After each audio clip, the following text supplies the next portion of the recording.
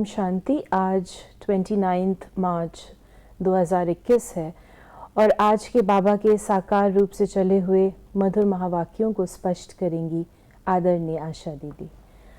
ओम शांति। ओम शांति। बाबा ने कहा, मीठे बच्चे, तुम रूप बसंत हो, तुम्हारे मुख से सदैव ज्ञान रतन ही निकलने चाहिए। जब भी नया कोई आए तो उसे बाप की पहचान दो। बाबा ने ये जो टाइटल दिया रूप बसंत दो भाई थे जिनके मुख से सदा रतन निकलते थे। तो बाबा हम बच्चों को कहते हैं कि तुम रूप भी हो और बसंत भी हो। रूप योगी, बसंत ज्ञानी। तुम्हारे अंदर योग के संस्कार भी हो, याद का, जो बाबा ने कहा तुम बाप को प्रत्यक्ष करो, बाप का परिचय दो। वो हम कैसे देंगे? जितने हम याद में स्थित होंगे, योग युक्त होंगे, उतना ही मीठे प्यारे बाबा को हम लोगों को दर्शा सकेंगे। तो वो बाबा ने कहा, बनते हो तुम रूप, और बसंत अर्थात ज्ञान धन की वर्षा करना। सारी जैसे हरियाली होती है ना, वो सूखा होता है तो वर्षा पड़ती है तो हरियाली हो जाती है। ऐसे ही ये सारी दुनिया में जो है इस समय क्या हालत है? सूखा पड़ा हुआ है, सब चीज़ असार हो गई है। तो ज्ञान की वर्षा से ये पुनः हरा भरा हो जाता है। प्रश्न है, अपनी अवस्था को एक रस बनाने का साधन कौन सा है? संग की संभाल करो। Very good. तो अवस्था एक रस बनती जाएगी। हमेशा अच्छे सर्विसेबल स्टूडेंट का संग करना चाहिए। अगर कोई ज्ञान और योग के सिवाय उल्टी बातें करते हैं, मुख से रत्नों के बदले पत्थर निकालते हैं, तो उनके संग से हमेशा सावधान रहना चाहिए। ये बाबा हम बच्चों को सावधान करता है कि मीठे बच्चे, तुम स्टूडेंट हो और तुम्हारी बुद्धि बहुत टेंडर है। टेंडर माना नई नई ज्ञान की बुद्धि है ना। तो जब छोटा बच्चा होता है तो उसको हम क्या कहते हैं? बड़ा हो जाता है तो मैच्योर हो जाता है, तो समझदार हो जाता है। लेकिन जब छोटा होता है तो हम उसको क्या सिखाते हैं? कि तुम्हें अच्छे का संग करना है, अपने से होशियार का संग करना है। ऐसे ही प्यारे बाबा हम बच्चों को कहते हैं कि मीठे बच्चे, आपको जो अपने से अच्छे सर्विसेबल बच्चे हैं उनका पुरुषार्थ देख करके उनके संग में आना है। टेंडर एज जैसे वहाँ होती है, तैसे हमारे यहाँ टेंडर बुद्धि होती है। जब हम नए नए चलते हैं तो अभी बुद्धि इतनी विकसित नहीं हुई है। धीरे धीरे हम सब बातों को समझते जाते। जब हम थोड़े से ही अभी ज्ञान में चले हैं और हमको संग कोई ऐसा मिल जाए तो हमारा तो वहीं पर प्रगति स्टॉप हो जाएगी ना। तो बाबा उससे सावधान करते। ये बाबा इस बात को बहुत महत्व देता है। बाबा कहा करते थे, यज्ञ में भी दो प्रकार की टोलियां होती थी। एक को बाबा कहता था ये सुनहरी टोली, नाम बड़ा अच्छा देता था, सुनहरी टोली। लेकिन वो सुनहरी टोली क्या करती थी? पर चिंतन की पोटली होती थी। इसकी बात, उसकी बात, सबकी बात। जैसे कि सारी दुनिया का ठेका इन्होंने लिया हुआ है, सबको सर्टिफिकेट देने का ठेका इन्होंने लिया हुआ है। बीबीसी जो कहते हैं आज के समय में, बीबीसी जो कहते हैं आज के समय में, वो अलग चीज़ है। अच्छा, ये वो बीबीसी है, ब्राह्मण ब्रॉडकास्टिंग कॉरपोरेशन। यदि आप किसी एक ब्राह्मण को कोई बात बता दो, दूसरे को बताए बिना रहेगा नहीं। तो ये फैलाना, तो ये सारी चीज़ें जो हैं ये हमारे इसमें है।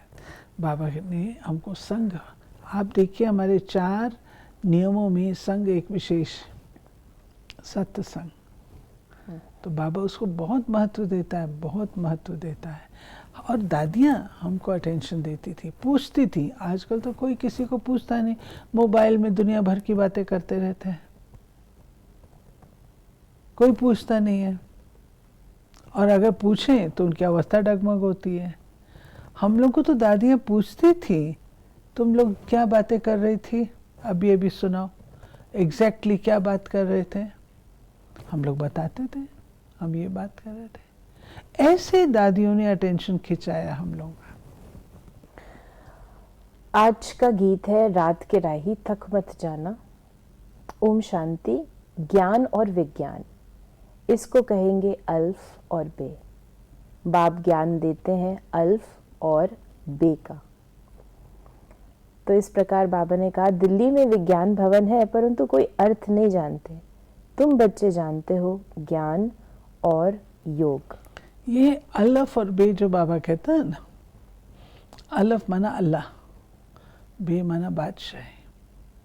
तो बाबा कहते हैं दो बातें आपको याद रखनी है, बाप और वर्षा, ये याद रखना है। बाप को हम याद करते हैं किस लिए? इसलिए याद नहीं कर रहे हैं कि हमको वर्षा मिलेगा, हमको वो लालच नहीं है, लेकिन हमको वो स्वरूप बुद्धि में रखना है। वो स्वरूप मेरा है देवता का स्वरूप। वो स्वरूप बुद्धि में जब हम रखते हैं, वर्षे को बुद्धि में रखते हैं, तो उससे फ़ायदा ये होता है कि बाबा की याद और अधिक आती है कि अगर मुझे देवता बनना है तो मुझे बाबा को ही याद करना है। और दूसरा बाबा ने कहा ज्ञान और विज्ञान। विज्ञान भवन दिल्ली में है, तो वहाँ साइंस की वजह, परंतु जो बाबा कहता है ज्ञान और विज्ञान, उसका भावार्थ बाबा ज्ञान को कहता है ज्ञान, और विज्ञान बाबा योग को कहता है। बाबा ने कहा नाम ही रखा हुआ है प्रजापिता ब्रह्मा कुमारी, तो वह बाप हुआ ना, न कि गुरु। प्रजापिता ब्रह्मा कुमार कुमारी माना ही इनका कोई बाप है, वह तो तुम्हारा भी बाप ठहरा। बोलो हम बीके के बाप से मिलने चाहते हैं। तो बाबा ने इस प्रकार जो सेवा में बातें आती हैं, साथ ही साथ बाबा ने कहा प्रजापिता ब्रह्मा हमारा बाप है, वो है सब आत्माओं का बाप।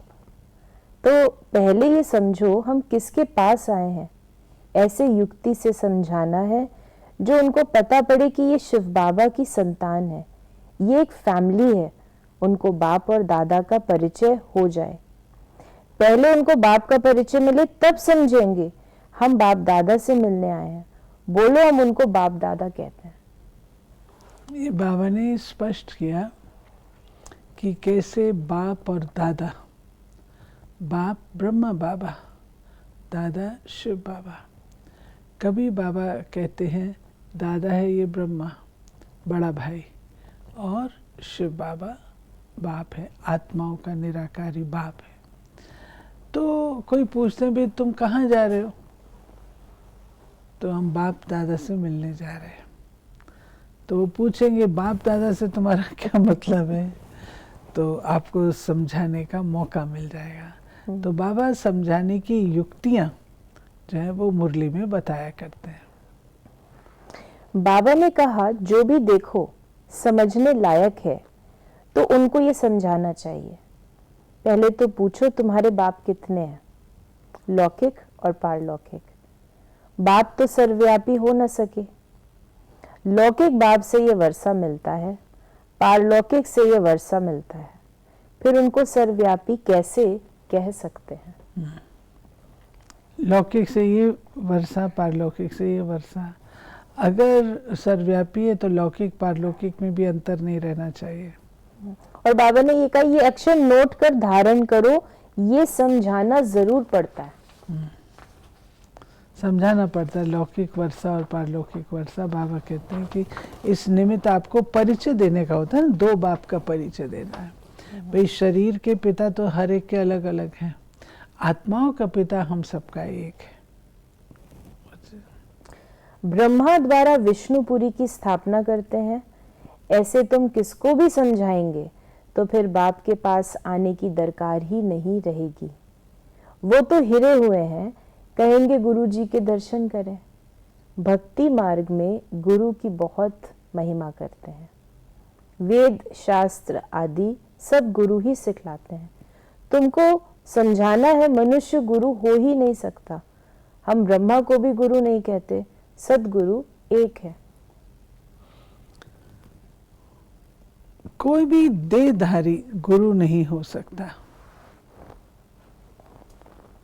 देहधारी गुरु अगर हो तो कौन किसका कल्याण करे, दोनों समान है।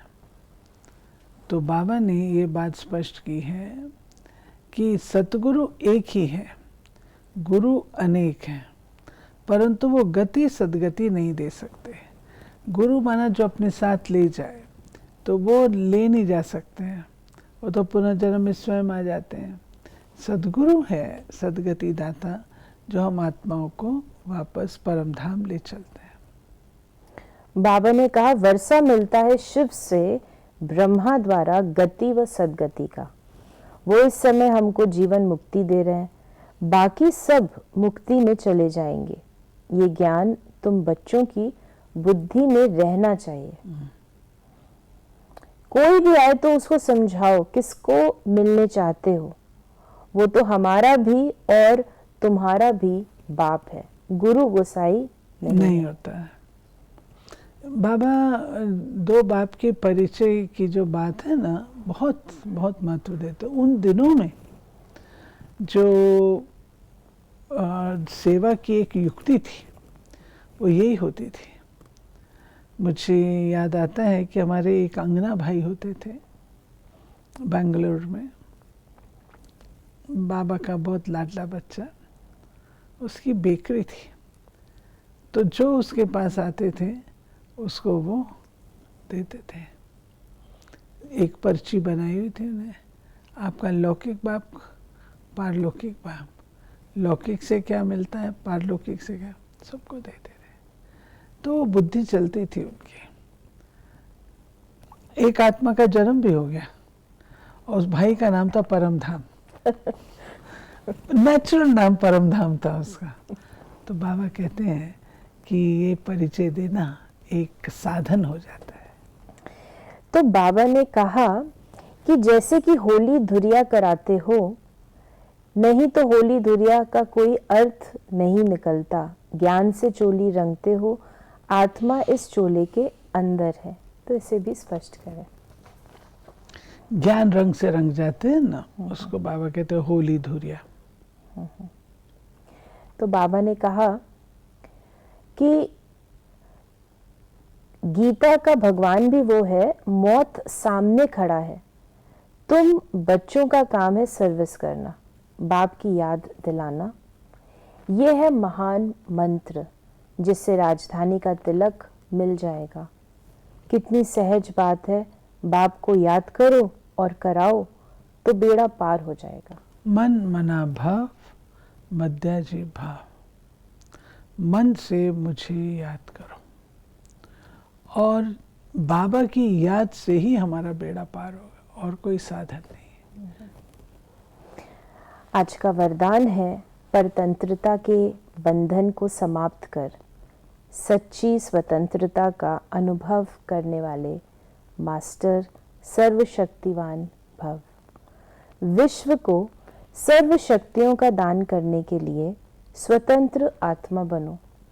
सबसे पहली स्वतंत्रता पुरानी देह के अंदर के संबंध से हो, क्योंकि देह की परतंत्रता अनेक बंधनों में न चाहते भी बांध देती है। परतंत्रता सदैव नीचे की ओर ले जाती है, परेशानी व नीरस स्थिति का अनुभव कराती है। उन्हें कोई भी सहारा स्पष्ट दिखाई नहीं देता, ना गमी का अनुभव ना खुशी का अनुभव, बीच भंवर में होते हैं। इसलिए मास्टर सर्वशक्तिवान बन सर्व बंधनों से मुक्त बनो। अपना सच्चा स्वतंत्रता दिवस मनाओ। स्वतंत्र, कोई भी प्रकार के तंत्र से, बंधन से स्वयं को मुक्त रखना।